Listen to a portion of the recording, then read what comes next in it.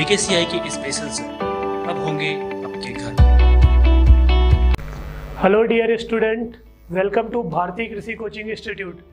बच्चों, आज के क्लास में हम चैप्टर 3 स्टार्ट करेंगे और हमारा जो चैप्टर 3 है वो क्या है?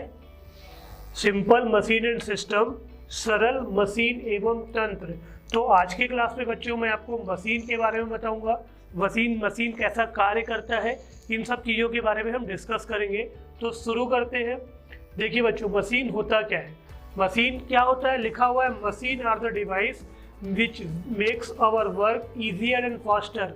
मतलब मशीन वह युक्ति है जो हमारे द्वारा किए गए कार्य को क्या करता है? आसान बनाता है और तेजी से करता है।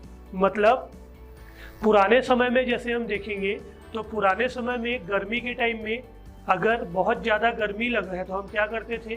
कोई भी एक ऐसा कपड़ा लिए या कुछ भी सामान लेके खुद में उसमें हवा करते थे। आज के समय में क्या हो गया है? आज हमारे पास फैन आ गया है, पंखा आ गया है, जो मानव द्वारा किए गए कार्य को, ह्यूमन एफर्ट को क्या करता है? रिड्यूस करता है, कम करता है। ठीक है, तो वही पॉइंट लिखा हुआ है, machine are the device which makes our work easier and faster.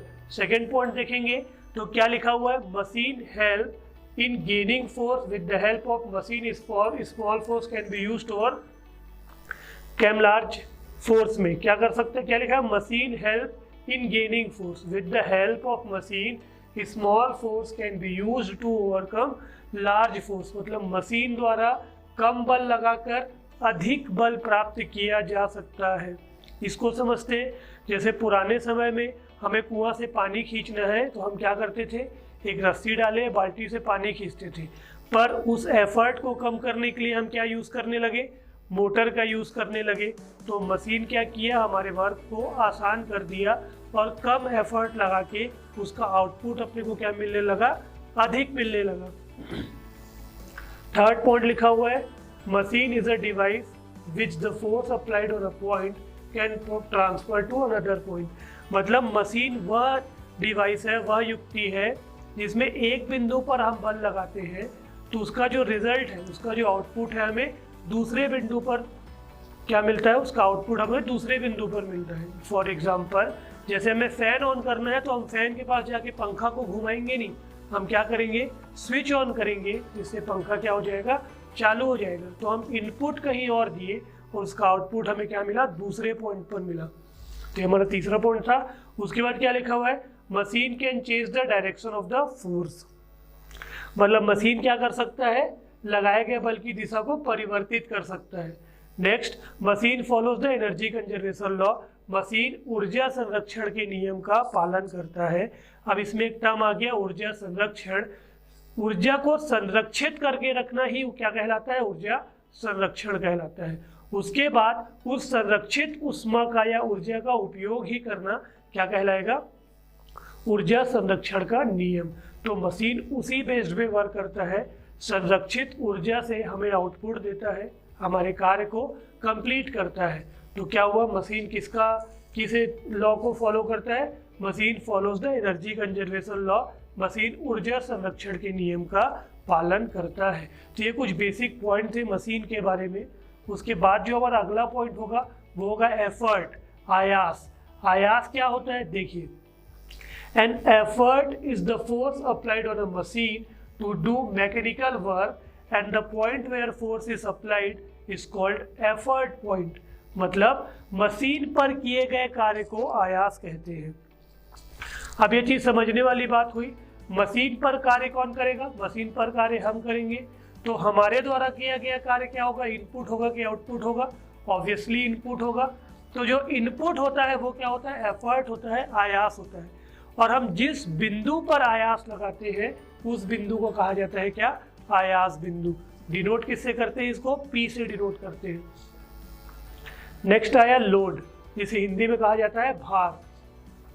क्या लिखा हुआ है? Load is the force that a machine exert on a given body to be moved and the point where load is lifted is called load point. मतलब machine द्वारा जिस वजन को उठाया जाता है उसे भार कहते हैं, तथा मशीन के जिस बिंदु पर भार उठाया जाता है उसे भार बिंदु कहा जाता है। अब देखिए ये कौन काम कर रहा है, मशीन काम कर रहा है। हम जो कार्य किए वो आयास था, इनपुट था।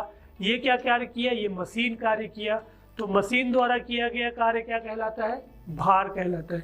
और ये क्या होगा, आउटपुट होगा। डिनोट किससे करते हैं, W से डिनोट करते हैं।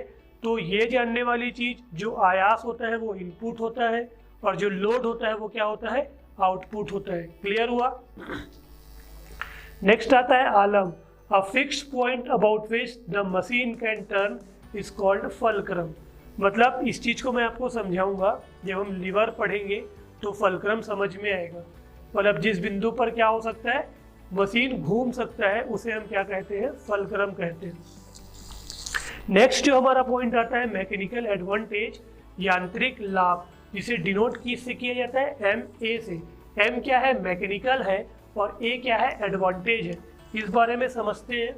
मैकेनिकल एडवांटेज के बारे में समझेंगे तो क्या लिखा हुआ है, the ratio of load lifted by machine and the force applied on the machine is called mechanical advantage of the machine. मतलब क्या हुआ, मशीन द्वारा उठाए गए भार तथा मशीन पर लगाए गए बल के अनुपात को यांत्रिक लाभ कहते हैं। समझते हैं इस चीज को। क्या लिखा हुआ है, मशीन द्वारा उठाए गए भार तथा मशीन पर लगाए गए बल के अनुपात को क्या कहते हैं, यांत्रिक लाभ कहते हैं। क्लियर। देखिए मैं यहाँ पे मैकेनिकल एडवांटेज का फॉर्मूला लिखूंगा। तो मैकेनिकल एडवांटेज का फॉर्मूला क्या होगा, मशीन द्वारा उठाया गया भार मतलब लोड लिफ्टेड बाय मशीन बटे मशीन पर लगाया गया बल, मतलब क्या होगा, ये फोर्स अप्लाइड ऑन मशीन। अगर हिंदी में देखें तो हिंदी में क्या लिखेंगे, मशीन द्वारा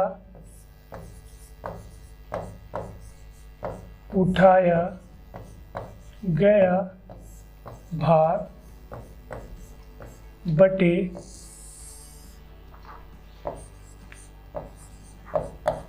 मशीन पर